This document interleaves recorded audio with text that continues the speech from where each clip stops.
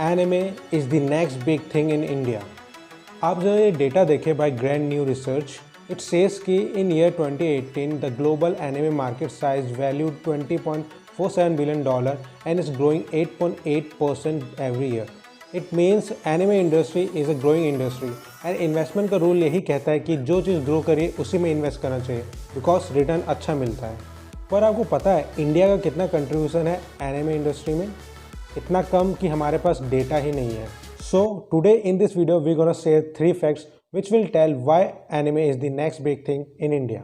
But before that इस channel को subscribe कीजिए बिकॉज एनिमे से रिलेटेड सारी चीज़ें आपको इसी चैनल में मिलेगी। And if you like our video then do share it. Netflix is playing big. अगर इंडिया में एनिमे लीगली लाना है तो Netflix is a good option. पर इसमें एक प्रॉब्लम है, मुझे नेटफ्लिक्स के ओरिजिनल एनिमेस पसंद नहीं आते।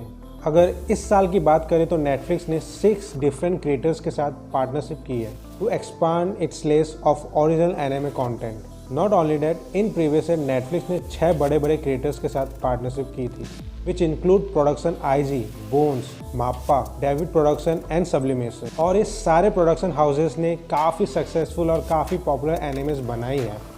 ये सारे मूव्स, ये सारे पार्टनरशिप्स क्लियरली इंडिकेट करते हैं कि Netflix want to capture a big percentage of market share in anime industry.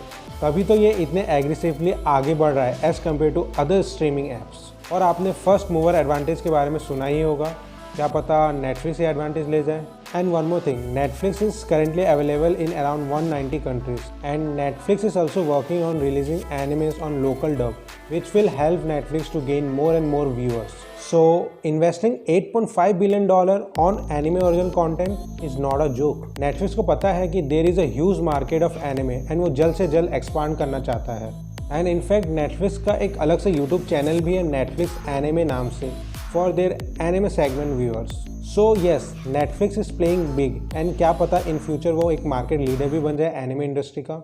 Soni is buying Crunchyroll. आपने ये न्यूज़ के बारे में तो सुना ही होगा। Sony is buying Crunchyroll for nearly $1 billion।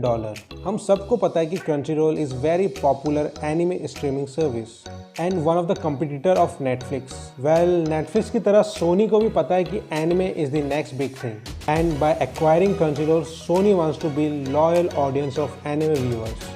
हम सबको पता है कि डीमन स्लेयर मूवी ने कितने गजब का बिजनेस किया है। जहां इस साल बेहद कम मूवी रिलीज हुई ड्यू टू पैंडेमिक, वहीं इस मूवी ने जापान में तहलका मचा दिया और कई सारे रिकॉर्ड्स ब्रेक किए।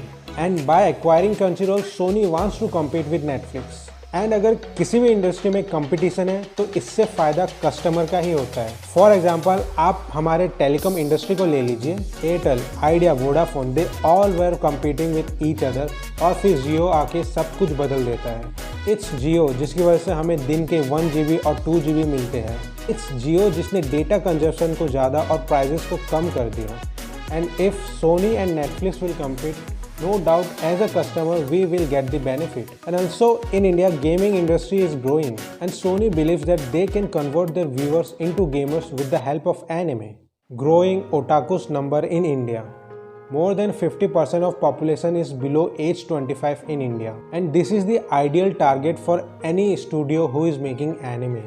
And also number of otakus and weebs are growing day by day in India. इससे एक बात तो क्लियर है, एनिमे कल्चर धीरे धीरे इंडिया में ग्रो कर रहा है and Japan knows that. Japan know that anime market is huge and untapped in India. And in पास हमने योर नेम एनिमे को भी इंडिया में रिलीज करवाया मिलकर, सो बाकी एनिमेस क्यों नहीं।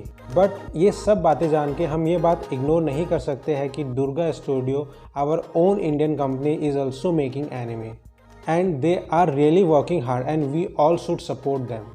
इस एनिमे के रेस में हमें ये नहीं भूलना चाहिए कि we Indian also can make animes and we Indian also should support and praise Indian animes. ये सब फैक्ट्स थे, पर इसमें एक प्रॉब्लम है। आपने ये न्यूज़ सुना ही होगा and this can be a hindrance for anime to come legally in India. And if censoring OTT platform will happen, then it will kill the liberty of content creator. ऐसे कई सारे web series है जो कमाल के हैं और ऐसे कई सारे वेब सीरीज है जिसमें एक्चुअल भारत को दिखाया है। बट ज़रा सोचिए, अगर कल को गवर्नमेंट आपसे कहे कि आपको ये शोज ही देखने हैं, तो will you watch it? Here, government is trying to control your sources of entertainment. I really admit कि there are few series which is really violent और खून खराबों से भरपूर है. But watching those series उसमें एक disclaimer होता है स्टार्टिंग में जो आपको clearly warn करता है. And by doing that किसी भी सीरीज को देखना है या नहीं देखना ये फ्रीडम आपके हाथ में होती है. But now government is taking that freedom away from you. Now if we think in anime perspective, there are few animes जो काफ़ी ज़्यादा violent है और अगर उसमें सेंसिटिव लगती है तो देखने का एक्सपीरियंस ख़राब हो जाएगा. तो सॉल्यूशन क्या है? वी सीरियसली बिलीव कि there are lots of anime जो सेंसरशिप को आसानी से पास कर सकती है and won't face any problem while releasing on OTT platforms. So there is a hope. Anime can actually grow in India and it's growing. हम सबको पता है कि सोशल मीडिया में कितनी पावर होती है. अगर आपको कोई एनिमे पसंद आती है तो उसे एक्सप्रेस कीजिए सोशल मीडिया में. उस एनिमे के क्रिएटर को टैग कीजिए और उसे बताइए कि आपको ये एनिमे क्यों पसंद आई. बाय डूइंग दैट इससे पता चलेगा कि there are viewers and there is a market and in future anime will release officially and legally in India. So ये वीडियो आपको कैसा लगा हमें बताइए एंड अगर आपको पसंद आई तो अपने एनिमे कम्युनिटी में शेयर कीजिए और एनिमे से रिलेटेड सारी चीज़ें जानने के लिए इस चैनल को सब्सक्राइब कीजिए. Thank you for watching this video और तब तक के लिए मिलते हैं नेक्स्ट वीडियो में.